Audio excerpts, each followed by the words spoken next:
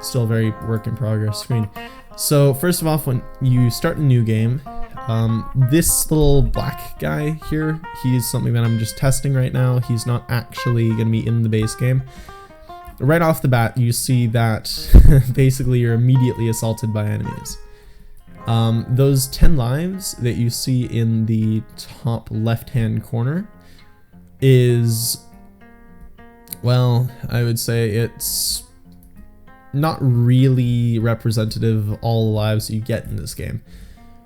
Basically, what you get when you're playing this is you have 3 chances. Every single time you lose your 10 lives, you get an invincibility frame for 2-3 seconds, and then it replenishes your lives, but it adds to a death counter. Once that death counter reaches 3, chances equals 3, you're screwed, you die, and you get sent to a death screen. So first of all, the reason that I did this is because, as you can probably already tell, the game is very, very difficult.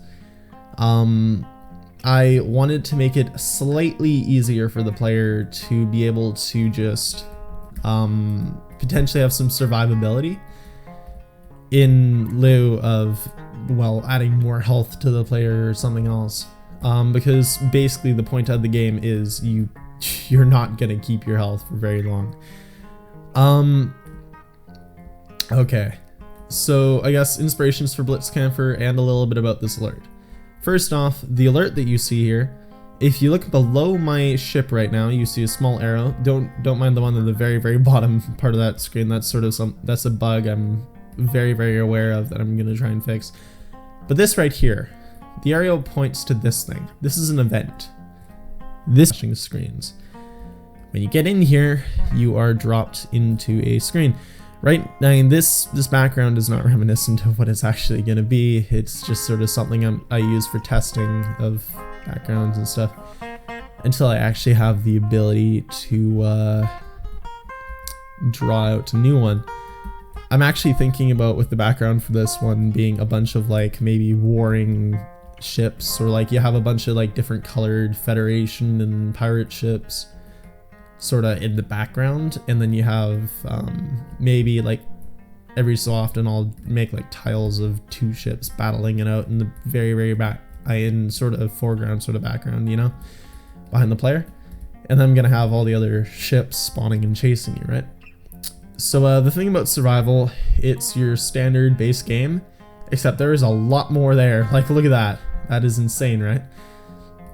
The thing about survival, if you don't find the portal, none of the score that you earn from killing anything will count. It's a huge gamble, but it can pay off or screw you over, depending on how well you do. So yeah, save all your lives you possibly can. You don't get the 3 chances in this room, and get to the portal, right? Right now, I'm only on 1 life, so I'm actually probably going to die here, which would probably be a good segue into what exactly what exactly happens when you die in a event. Give me a second here. I have a bunch of things. Okay, mission failed. So when you die, you get a mission failed screen. You're kicked back into the main menu. Apparently, you keep your score, which that's a little bit interesting.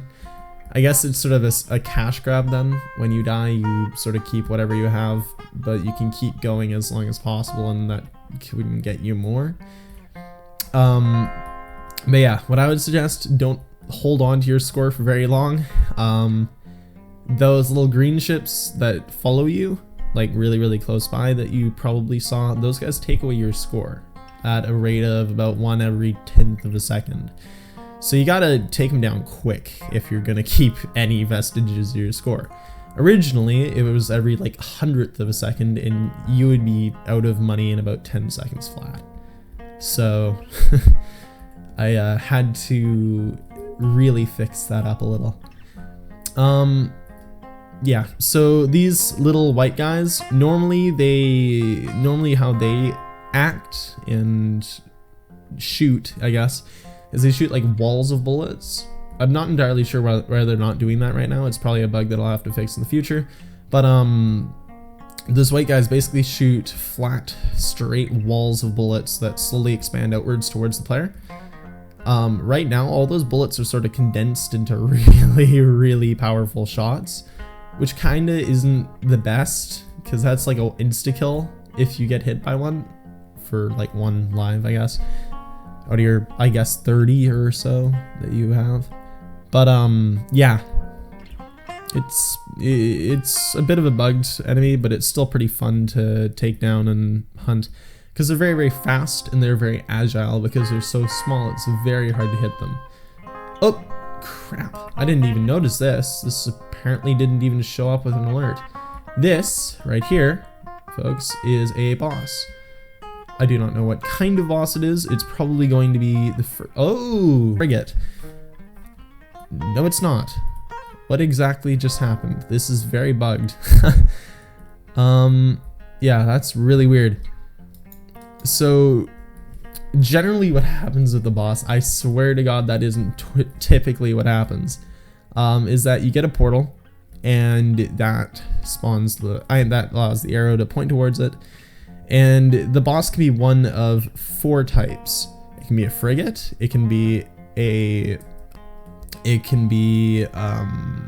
Imperial class fighter, which is a very fun ship to have.